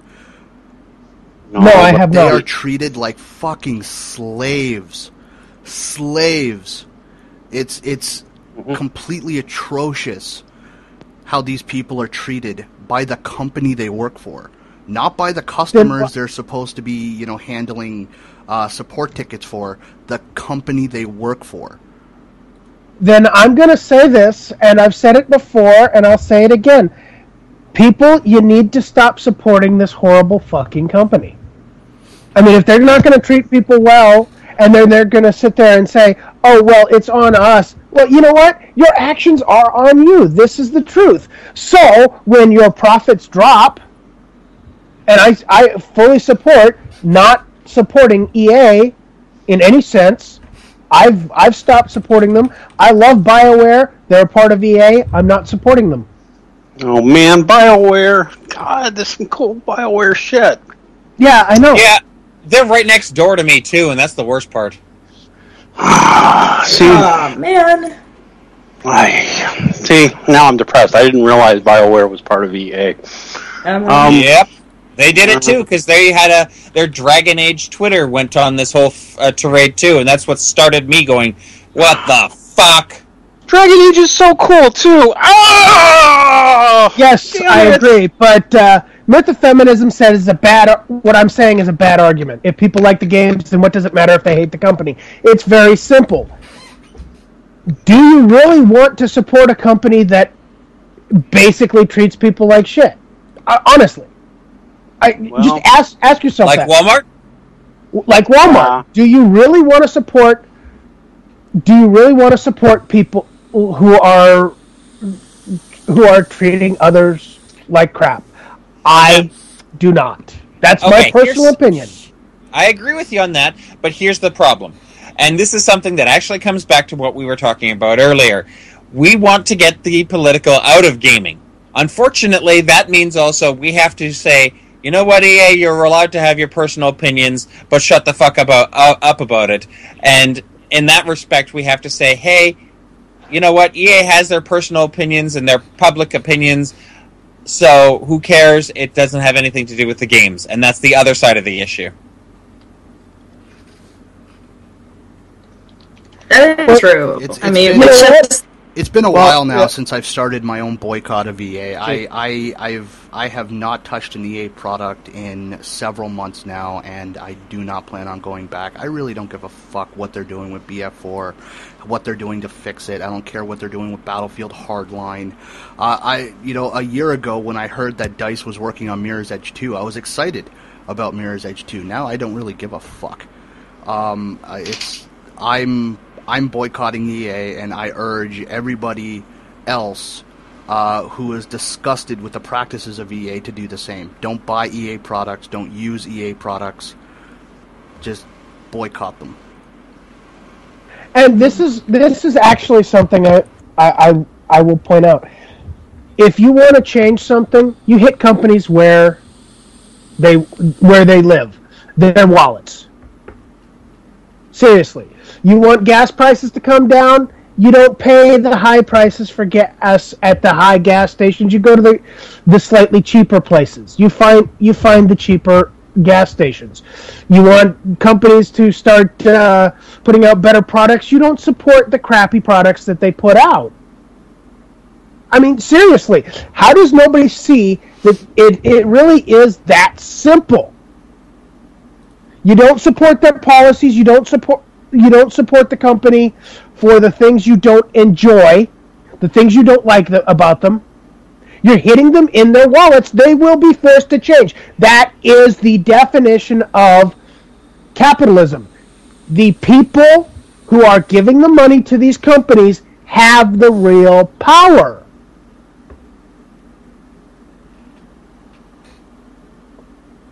Well, what can you do? Myth of feminism. I want you... hold on. I want you to sit there and point out how it's a terrible argument. I don't want to keep arguing with some guy in the chat room. I really don't.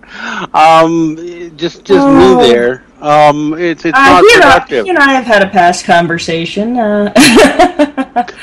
Oh, yeah. But moving on, we have approximately 29 minutes left in the show. Do we want to keep on with this topic for another 10 or 15 minutes, or do we want to... No, EA is a bunch of idiots. EA is a bunch of idiots, and they're a bunch of douchebags. Fuck EA. Fuck EA. Doctor Who, huh? Oh, God. What do you mean, oh, God? I can't wait. I'm sorry, I was not impressed with this last one. Yeah, it actually makes me a little bit sad. I liked it, but I will say this. I did think that they copped out a little bit. I mean... Exactly. Absolutely! You saw... It was bullshit! You saw whatever... It was there. It was under the sheet. You saw it. It was there. When it pulled the sheet off and you could see it in the, f-stop shot, it was, blurry in the background, but you saw the top of its forehead. It was there. It was real. And then at the end of the episode, it was it was never there in the first place. And she saw That's it too. a lot of bullshit. Okay, so once again, once again, for anybody who's lost, we are talking about last week's episode. We air on Saturdays before this week's episode, so we're always kind of time shifted and talking about last week's episode. And I was disappointed in Listen To. It did feel like a cop-out. I think what we're supposed to believe is somehow... it seemed incoherent. I mean, maybe Stephen Moffat's saving something up for it, but were we supposed to walk out of that episode thinking that Clara was the monster under the bed? Is that really all we were supposed to get out of that?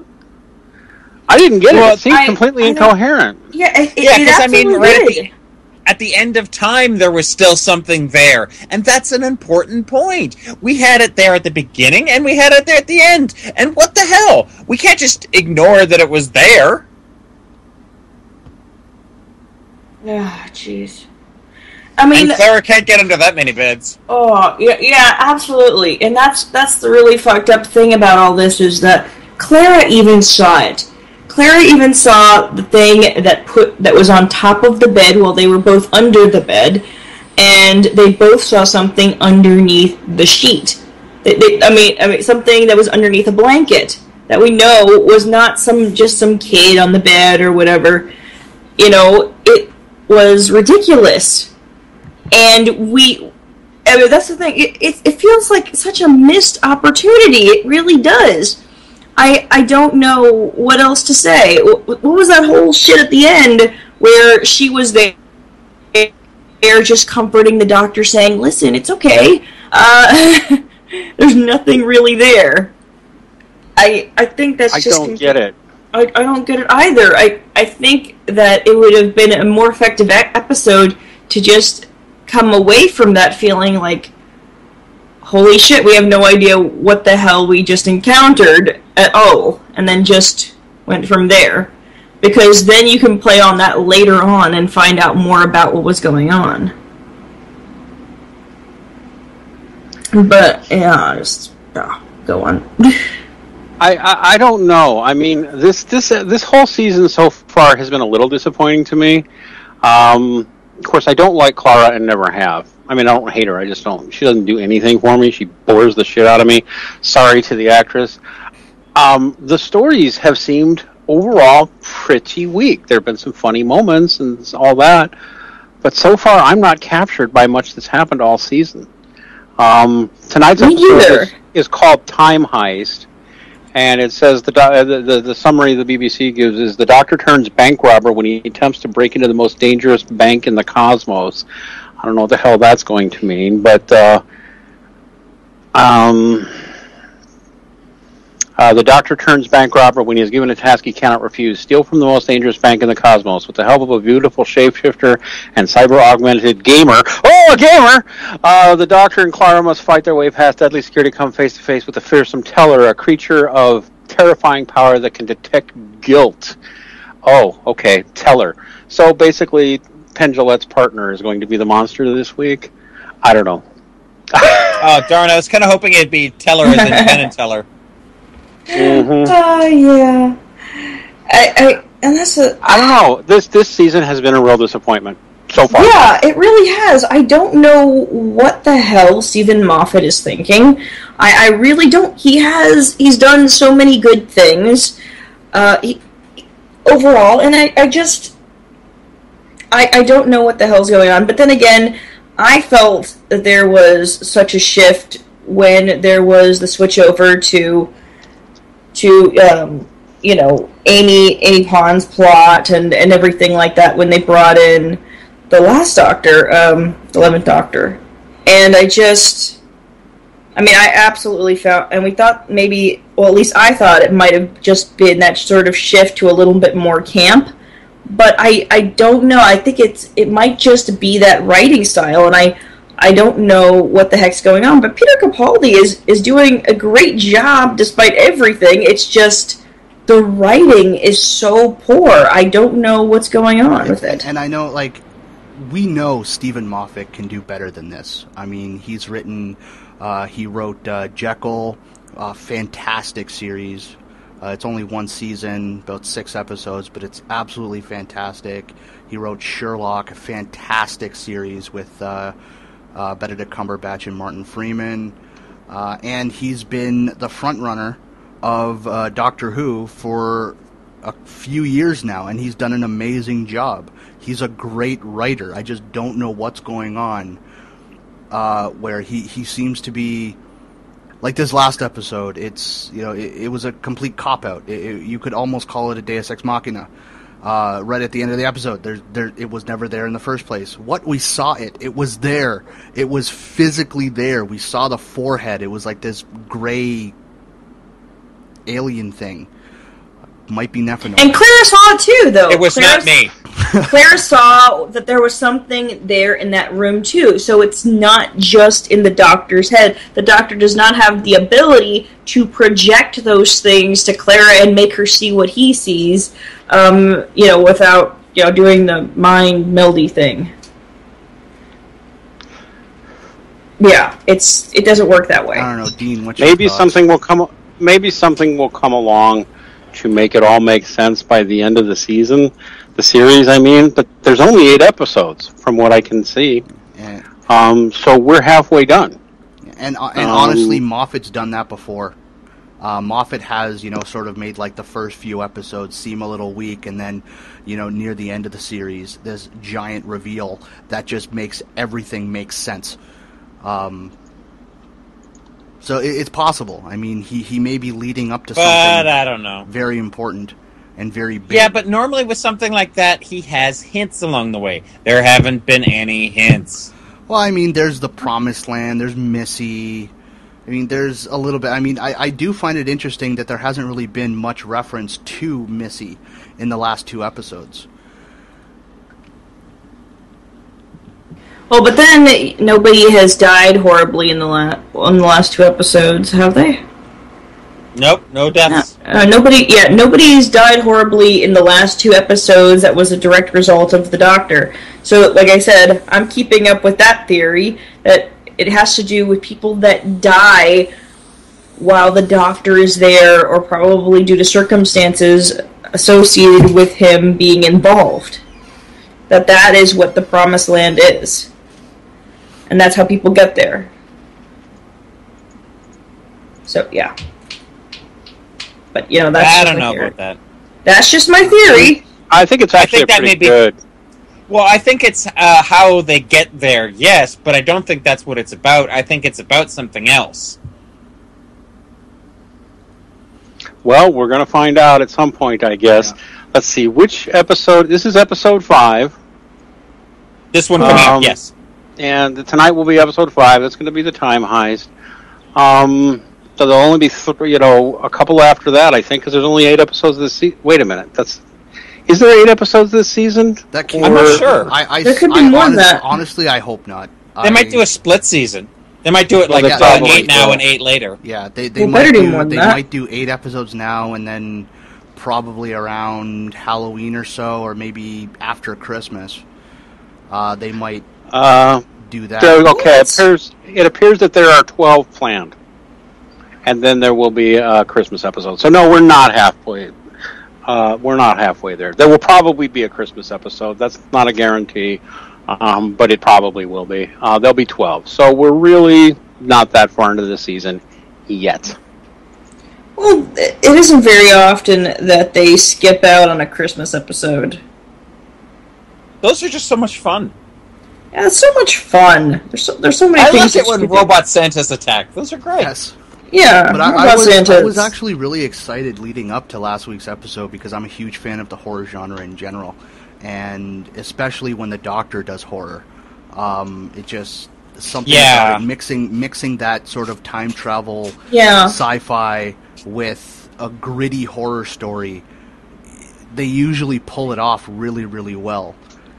And this one had so much promise. I mean, it was a great concept. It just fell flat on its delivery.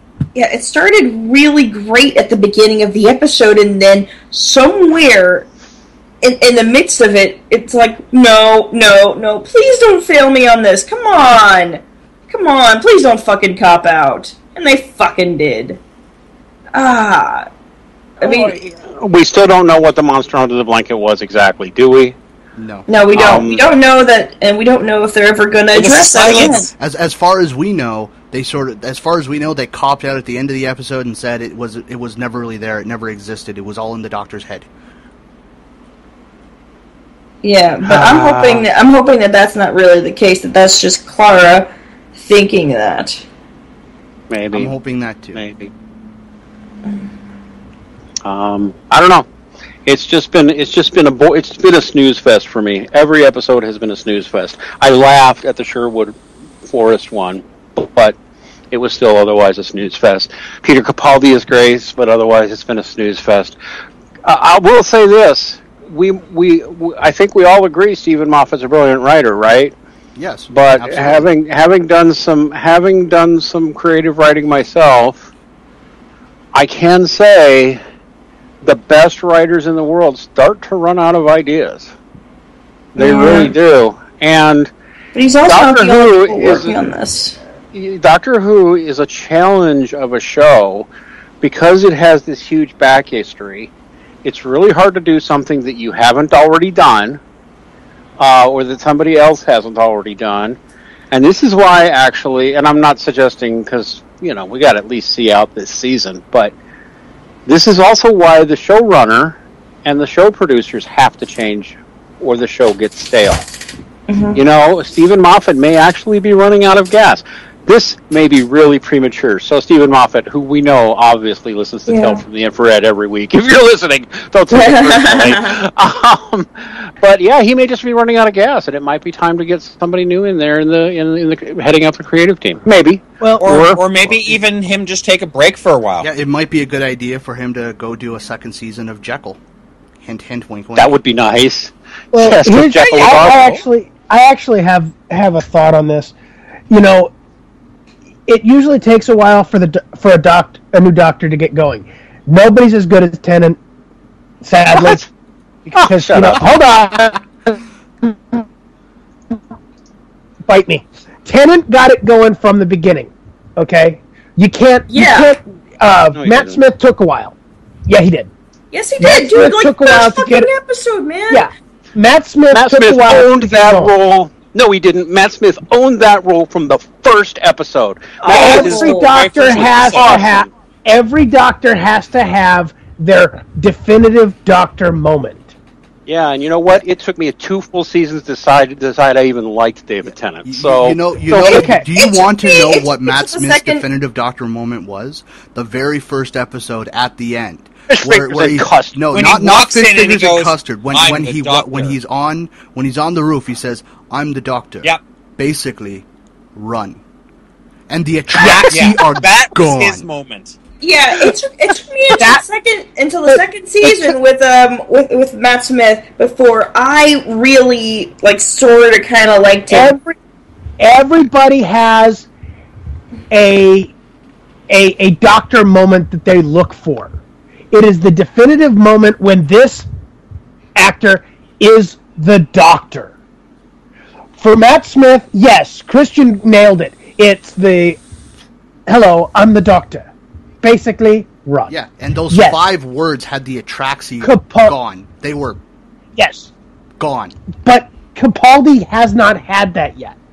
We need to see that doctor moment that says, Yeah. this is the doctor. So far, what we've seen is somebody who's not the doctor.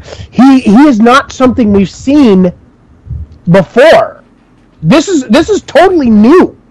This is a totally new person, and that's the thing that I think we all have a problem with. There hasn't been a doctor moment. We haven't seen the doctor even that little hint of the doctor as we know him.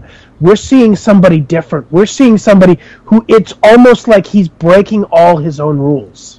Well, it's not quite. It almost seems to me like he's just continuing what Matt Smith left with. He's just continuing that.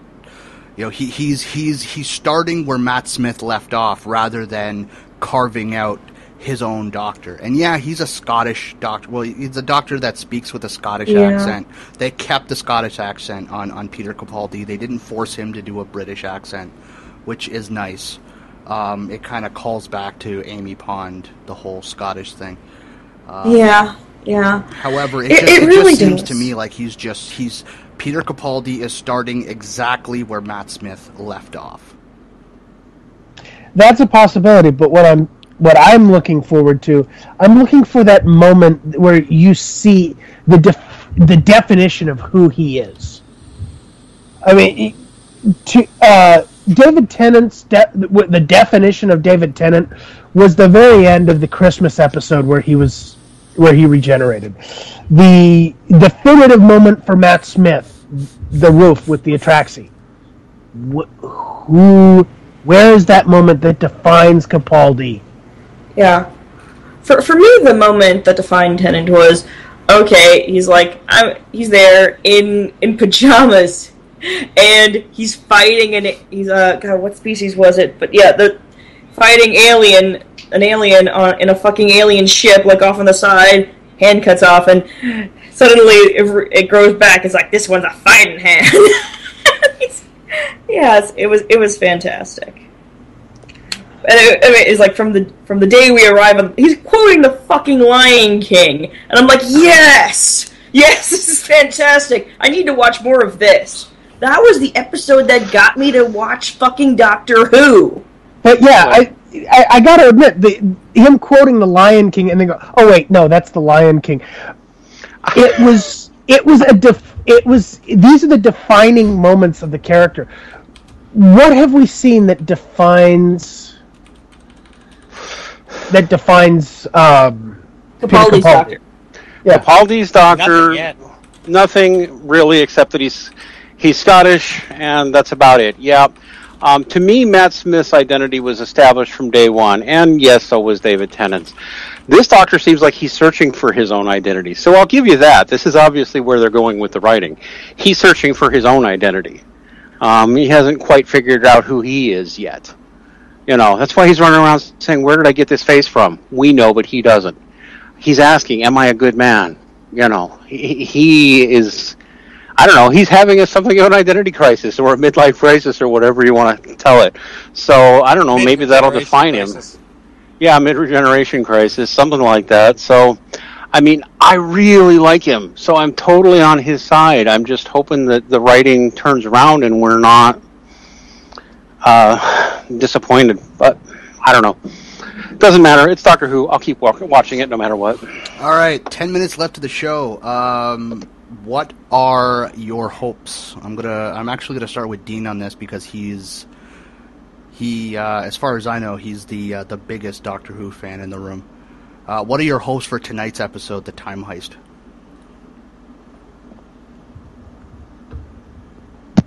I just don't know, especially because I usually just lay back and watch the episodes.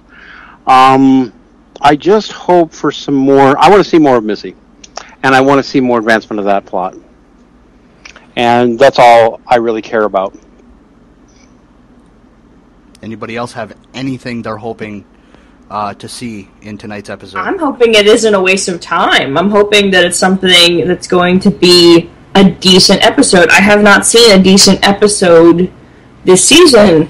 I mean, I let the first episode pass because I thought, okay, cool, we're going to see better episodes, that's just their starting point, let's give it a chance.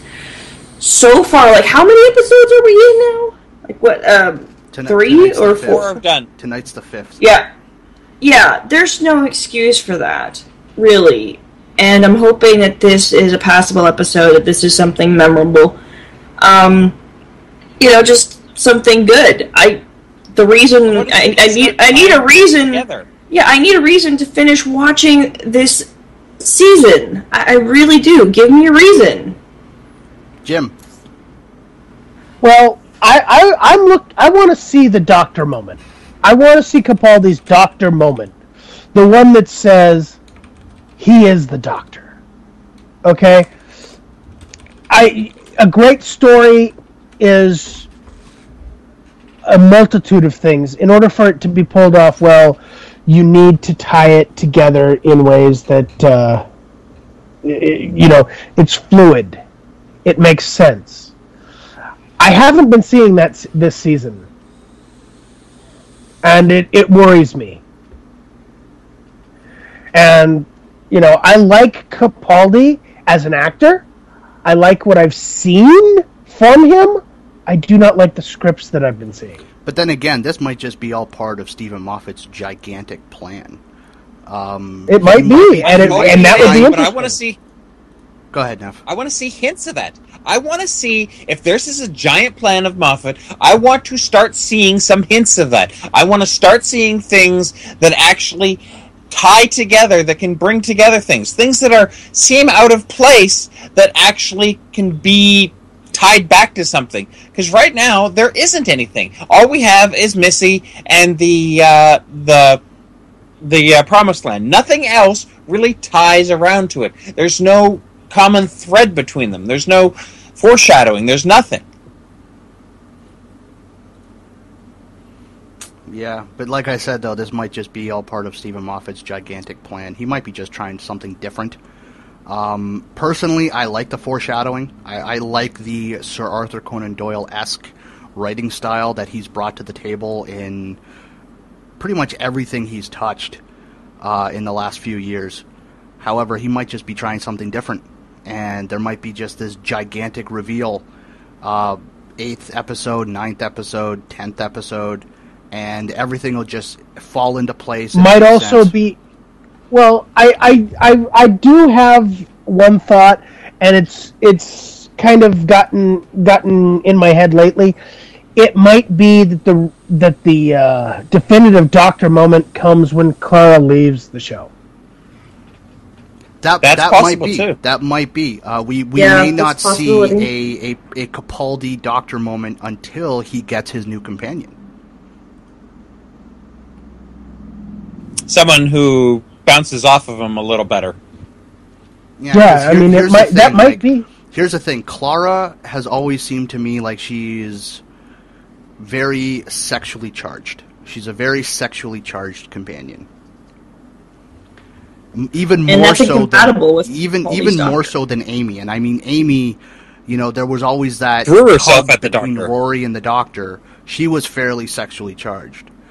Clara seems even more so sexually charged than Amy to me.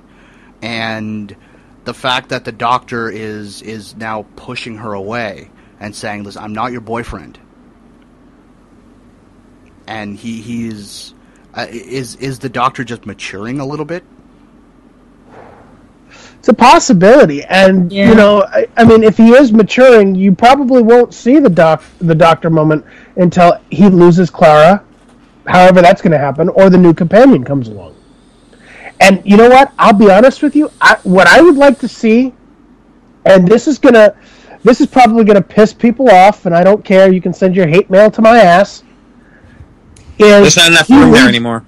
Yeah, I know. I get it all the time. He leaves Clara somewhere she's not supposed to be. That's what I'd like to see. Yeah. Well, it's funny. I hate to say it, but Rachel got her wish, and the sexual charge between the doctor and the companion has been severed, and now we're all bored. Oops. Well, I don't think it's that. Rachel. No, I don't think it's that. I think it's just that Clara. I don't think that she has enough. There's not enough. What am I trying to say? There's not. It's such a weak character. It's such a weak characterization for Clara. She's like Mary Poppins. She's a Mary Sue, practically perfect in every way. So she's fucking boring. Unless you're going to use her as a romantic interest, there's nothing there, and that's why they're bringing in a teacher guy. What was it? As her, Rupert Pink as her love interest, and she's probably going to go off with him. That was hinted at. He's going to go off with the doctor too. Yeah, exactly. The whole it's in my blood because one of my great that's what makes me think he's going to start traveling along with the doctor. I think so too.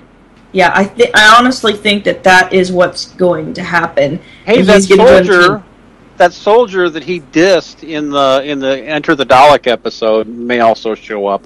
That wouldn't surprise me. I just don't think you drop a little segue like that where somebody has to go to the doc. The chick. You remember the black soldier chick? Yeah. I'm convinced she's coming back. I may just be wrong. I'm not as convinced of that as I am of other things, but I would bet you 3-1 that she's going to show back up. Because you know what? The doctor just doesn't just randomly pick people up in his TARDIS, which is how we got introduced to her in the first place. Pluck them out of space and land somewhere with them, and then go on an adventure with them, and then I don't know. It was too weird the way he met her and then just dropped her. It was too weird. I think she's coming back. I'm gonna kind of go against type and go back to part of the Tennant's run and say the person I would like to see come back as a companion is the doctor's daughter. Yes. Oh yeah. We need to see her. Yeah, that would be awesome. Who, by the way, is currently married. Is married to a doctor. Yeah, she's married to the doctor and is also the granddaughter of a doctor? Yes. No, daughter. So she is the doctor's daughter. She's the doctor's daughter. She's married the doctor, and if they have a girl, then they had a daughter. They had a daughter. So that means she is both the mother of the daughter and the daughter of the. What? You get the idea. It's wibbly wobbly, timey-wimey. It's a lot of wibbly wobbly, timey-wimey doctor drama. I'm going to do something we haven't done all episode. I'm going to bring James into this. James, what are your thoughts? On Doctor Who? Yes.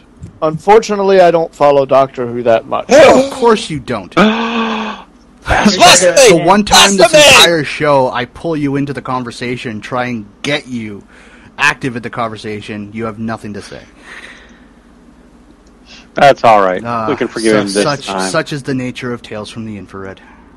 Oh, hey, Dean, I have a question for you. Have you checked out the strain yet?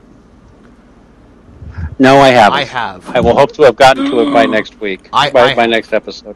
You promised. And the You strain, promised! the strain is actually a pretty good show. I will say that it's pretty good. Very weird vampires though. They're not exactly Nosferatu like, but Yeah, they're more they're like not sparkly fag vampires either. They're not so. firefires. Well, I hate to say it, but I think our time is... It is is. up. We have to wrap the Yeah, I've show. got a It's been cat here 2 telling hours. me I'm what going to I go need to right around the room real quick, get anybody's final thoughts on any of the topics we've discussed, starting with Jim. What's your final thoughts? Several things. One, don't let Gamergate die. We need to keep pounding on them. Two, Capaldi needs that doctor moment. And three, the strain is awesome. Rachel. Boot, you traitorous bastard. You betrayed us all. Neff. And that's They may take our games, but they'll never take our video! Dean. Missy is the master. James. I'm good. All right, and I'm good. I think I've said everything I need to say. I want to thank everybody on the panel for being here on the show. I want to thank everybody in the audience for taking time out of your Saturday to listen to us just shoot the shit. And remember, Take the